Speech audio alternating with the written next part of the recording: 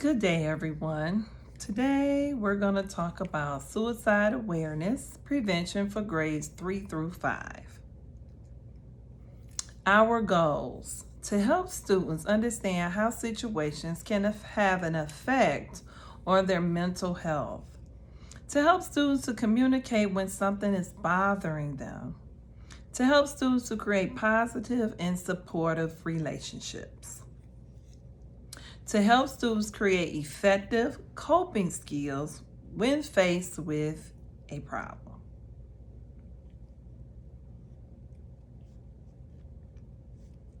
What leads to suicide? There's no single cause for suicide. Suicide most often occurs when stressors and health issues converge to create an experience of hopelessness and despair.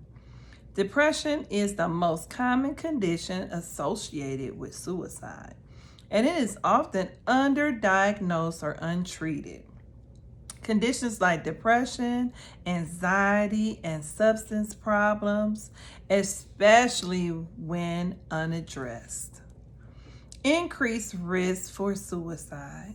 Yet, it's important to note that most people who actively manage their mental health conditions go on to engage in life. Getting the right start. A student guide to mental health. Know the 10 common warning signs. 1. Feeling sad or withdrawn for more than 2 weeks. 2. Seriously trying to harm or kill oneself or make plans to do so. 3. Severe, out of control risk behaviors. 4. Sudden, overwhelming fear for no reason. 5. Not eating, throwing up, or using laxatives to lose weight, significant weight loss, or weight gain. 6. Seeing, hearing, or believing things that are not real. 7. Repeatedly using drugs or alcohol. 8. Drastic changes in mood, behavior, or personality, or sleeping habits. 9. Extreme difficulty in concentrating or staying still. 10. Intense worries or fears that gets in the way of daily activities, like learning. Why do people attempt suicide? No suicide attempt should be dismissed or treated lightly. A suicide attempt is a clear indication that something is gravely wrong in a person's life. No matter the race, age of the person, how rich or poor they are, it is true that most people who die by suicide have a mental or emotional disorder. The most common underlying disorder is depression. 30% to 70% of suicide victims suffer from major depression or bipolar, manic depressive disorder. Suicide risk factors. Risk factors are characteristics or conditions that increase the chance that a person may try to take their life. A lot of time in children, you all have the hardest time understanding your feelings, expressing them, and sharing them. So I have included a chart.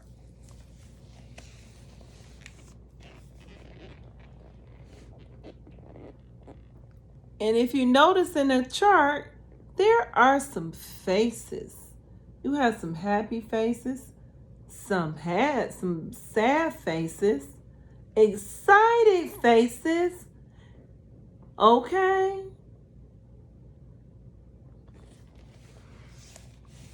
So you have scared, happy, sad, angry, excited, worried, surprised, silly, and frustrated, right? So I brought somebody to help us to understand our feelings and our emotions, right? You may know these characters.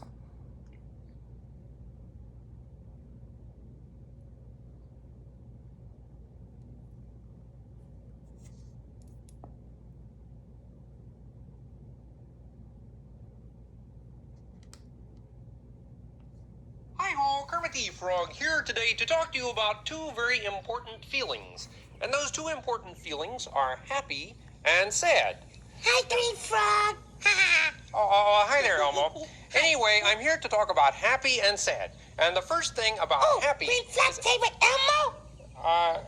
No, Elmo, I'm afraid I'm too busy right now. I can't play with you. Now, the difference between happy and sad is the fact that happy Green Frog, is... no play with Elmo? Well, no, Elmo, not right now. Oh, Elmo sad. Green Frog, no play with Elmo. Yeah, but... Oh, make Elmo very sad. Well... Elmo very sad. Very, very sad. Okay, Elmo. I tell you what, hold on. Don't cry now. I will play with you. But... Green Frog, play with Elmo. Well, yes, but... Make Elmo very happy, Yes. happy. Okay. Happy. Good, Elmo, yeah. Oh, you make Elmo very happy. Yes, Elmo. Green Frog, play with Elmo. Make him Right. very happy. Yes. Happy. Elmo, but you see, Elmo, I'm not going to play with you now. Not play now? Well, not right now. Oh, Green Frog, not play with Elmo. Make Elmo sad. Make Elmo very sad. Elmo like Green Frog. Yeah. But Green Frog not like Elmo. Elmo very sad. Elmo, now wait a second, Elmo. Elmo, I do like you, Elmo. Hold on now, stop crying. Wait a minute, you see, I am going to play with you. Oh, good. Oh, Yes. Green Frog play Yes. with Elmo. Yeah, well, yeah, right. Yes, Well, Green yeah. Frog play with Elmo. Yes, but you see, Elmo. Yes, make Elmo very happy. Yeah. Happy. Yeah. But Elmo. Happy. Elmo. Happy. Elmo, Yes. not now.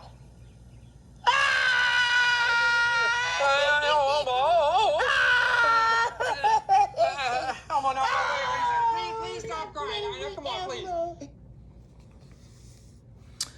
So, after watching that video, there were some things that were said and done in the effects of that conversation. I know some of y'all like, oh my God, he's crying, he's sad, he's confused.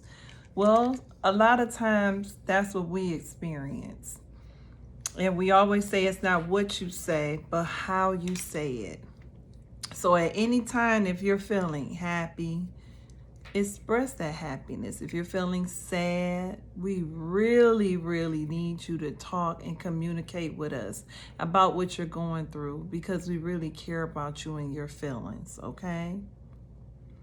It says risk factors: health, environmental, mental health conditions such as depression, substance use problems, bipolar disorder, schizophrenia, personality traits of aggression, mood changes, and poor relationships, conduct disorder, and anxiety disorder. Serious physical health conditions including pain, traumatic brain injury, access to lethal means including firearms and drugs, prolonged stress such as harassment, bullying, relationship problems, or unemployment, stress, life events, life rejection, divorce, financial crisis, other life transitions, or loss, exposure to another person's suicide, or graphic or sensationalized accounts of suicide are some risk factors. Historical risk factors: previous suicide attempts, family history of suicide, childhood abuse, neglect, or trauma. Suicide warnings. So there's some things you need to look for. That's why it's so important that we have these relationships and establish healthy relationships amongst our family and friends, okay? Something to look out for when concerned that a person may be suicidal is a change in behavior or the presence of entirely new behaviors, right? This is of sharpest concern if the new or changed behavior is related to a painful event like a loss or change. And remember, those changes could be a divorce, separation, okay? A loss can be a loss of a loved one, a pet, a friend, okay? Most people who take their lives exhibit one or more warning signs, either through what they say or what they do. That's why it's so important, young people, that you pay attention to what you say. Be mindful, because you don't want to say or do anything that may cause somebody else to feel like they no longer deserve to be here, okay? Warning sign, and we say talk, okay? If a person talk about killing themselves, feeling hopeless, have no reason to live, being a burden to others, feeling trapped, unbearable pain, right? Then we have warning signs for their behavior. Behaviors signal risk, especially if related to pain event, a loss or a change, right? Increased use of alcohol or drugs. Nobody through 3rd and 5th grade or 6th through 8th grade or 9th through 12th grade should be using alcohol or drugs, right? Looking for a way to end their lives, such as searching online for methods, stay away. Be very careful about what you're researching online. And if you see somebody doing it, talk to them. Let somebody know that that's not right and that's not safe and you care about them. Withdrawn from activities, isolating from family and friends. That means they don't want to be around nobody. They don't want to be around their family and friends, right? And it's in an unhealthy way, not because they're tired. Sleeping too much or too little, visiting or calling people to say goodbye, giving away prized possessions like your favorite toy. Aggression, that means like fighting, you're just angry, right? Fatigue, very, very tired, very, very tired. Warning signs in your mood, okay? Your mood goes back to, I'm very upbeat. Oh, I'm very sad. I don't want to be bothered. Stay away. People who are considering suicide often display one or more of the following moods: depression, anxiety, loss of interest, irritability, like, irritating, right? Humiliation, saying something really bad and shaming people is not a good thing. Agitation, anger, relief, sudden improvement. Suicide statistics. Suicide is the 10th leading cause of death in the U.S. In 2017, 47,173 Americans died by suicide. In 2017, an estimated 1.4 million suicides. Suicides is the 69 billion, right? Dollars, cost factors on suicide and self-injury. It is expensive. We really need to work hard, take care of one another, so we can limit and lower this number.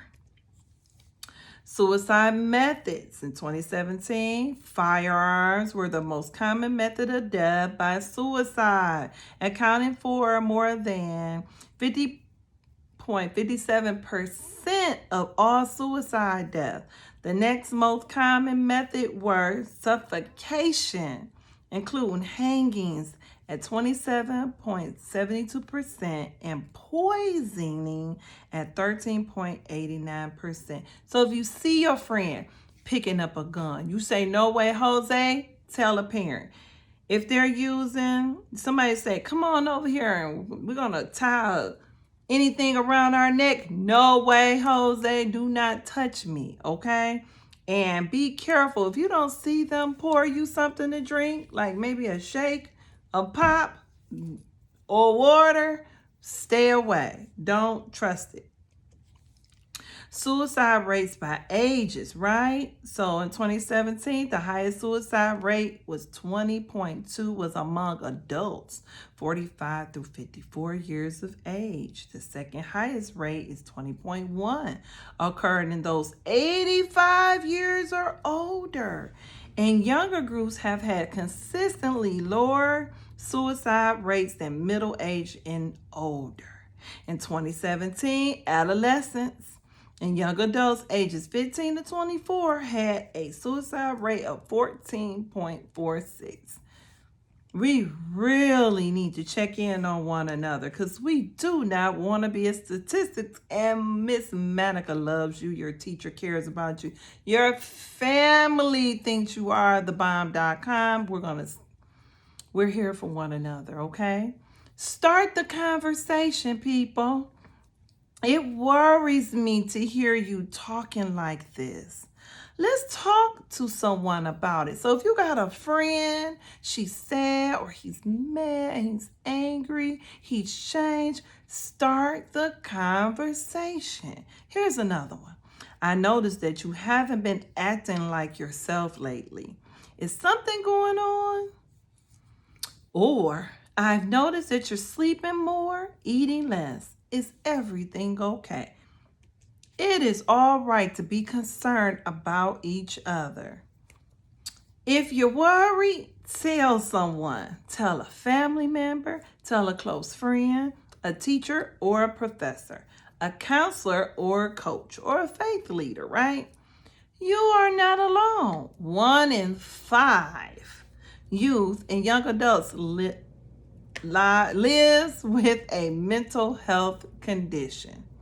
So I don't want you to think you're the only one that have these thoughts. You're the only one that has these feelings. What to say? What do I say to somebody who's down and out, right? Here are some examples. I haven't felt right lately and I don't know what to do. Can I talk to you about it? I'm worried about stuff that's going on right now. Do you have time to talk? And lastly, I have a really hard time lately. Will you go with me to see someone? What to avoid, okay? Because if you want to be safe mentally, physically, emotionally, it's some things you should avoid. Trying to cheer the person up and tell them to, hey, snap out of it. Assuming the situation will take care of itself. Being sworn to secrecy. Leaving the person alone unless they act in a threatening way. Then leave and call 911. Do not, I repeat, do not leave your friend alone. Conversations about mental health and suicide can be tough. If you are helping someone who is dealing with intense psychological pain, you may want to seek support for yourself. There is no perfect script for talking to someone about suicide. It is the most important to show the person you care, right? By being a good listener and offering to support or accompany them in finding help. Be a friend. It is important. Friends are really cool, but you gotta know how to be a good friend, right? So your friend may feel alone.